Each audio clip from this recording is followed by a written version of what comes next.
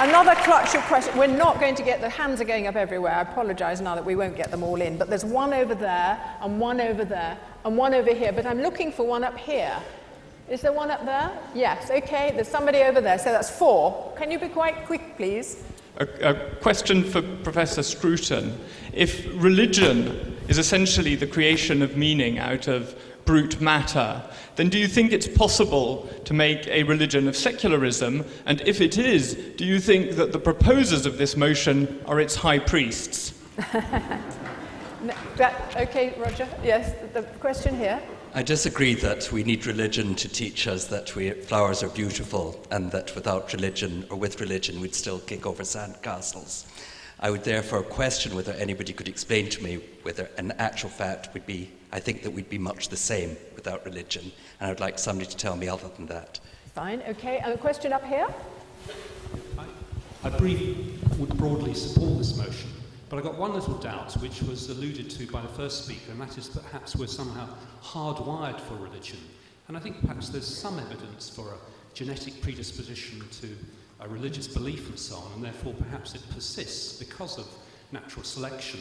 And I just wanted to ask Professor Dawkins whether that might be a good argument for why it persists, or whether it's perhaps an indirect consequence of something else that we're better off with. Okay, and the 4th question, yes. Is this on? Oh, that's better. It's an observation and a question. The observation is there seemed to be from this side seemed to be an argument for transcendence rather than for religion. Perhaps the anti-side of the anti-side might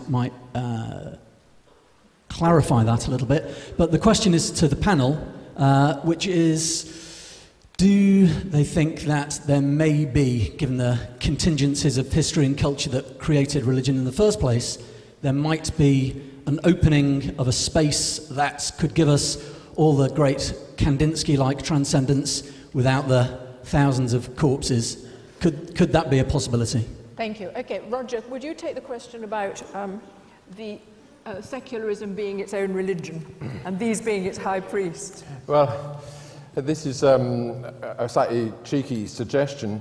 If what Dr. Spivey says is right, and I'm inclined to agree with him, then of course there is a religious need in all of us, and if the religious belief systems that we've inherited are suddenly, for whatever reason, unpersuasive, it is obviously true that if what he says is true, people will look for other ways of satisfying the religious urge.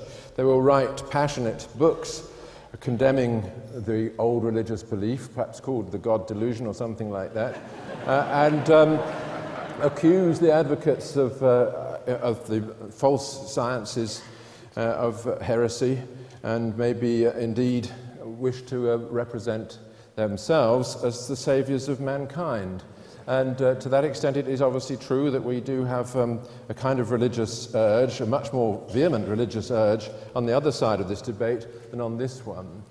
We are downstream from all those religious conflicts, I suspect, us on this table.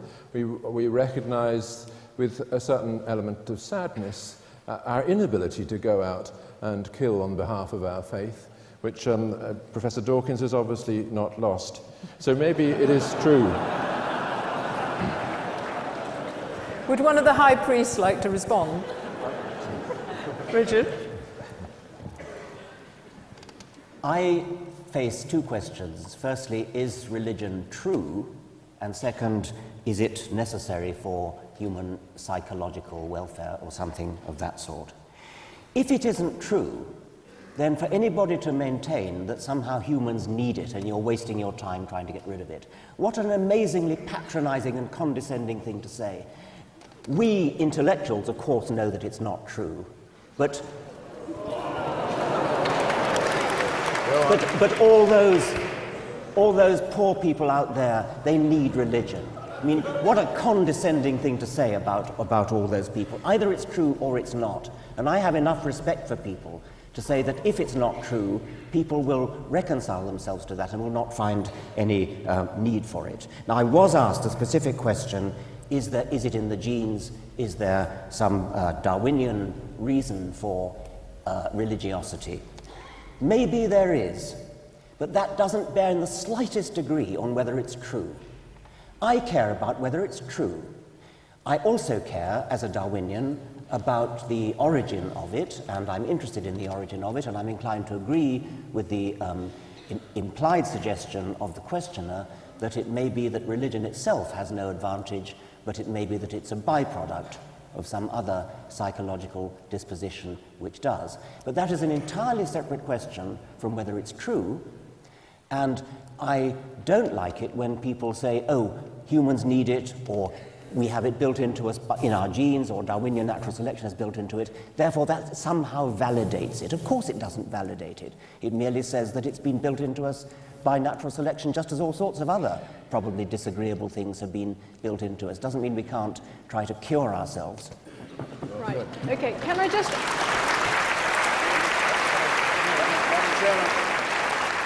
Quickly.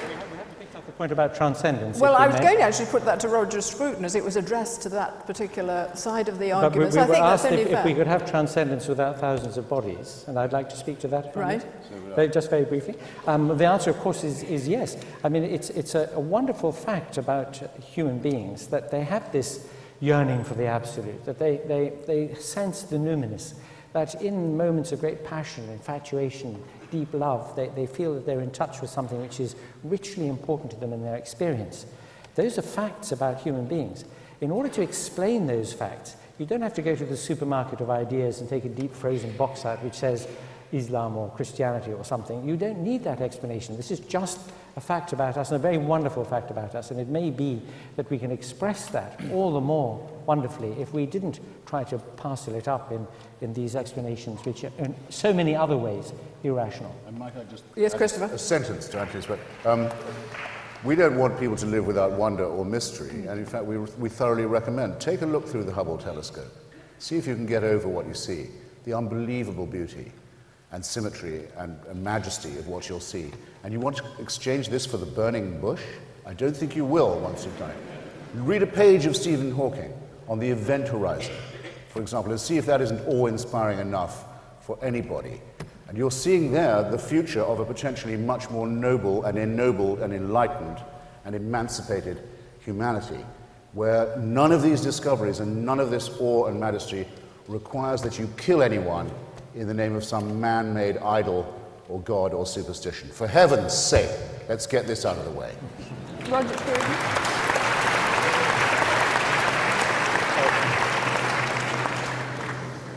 I think that there is a real question as to what transcendence is and what its place is in the experience of all of us. Christopher Hitchens just referred to the burning bush. The voice that spoke from that bush said, "I am that I am." It reminded us of this very peculiar word which all of us use, the word I, which doesn't identify any material object in the world in which we are situated, but nor does it identify any object out of that world. Just what does it mean? What is it to look at somebody, into somebody's eyes and see the other eye that's looking out at you? That is an experience of transcendence in itself. It is the raw material from which all religious faith is constructed. And it is part of the metaphysical obscurity and unintelligibility of our predicament, that we're all faced with this experience every day.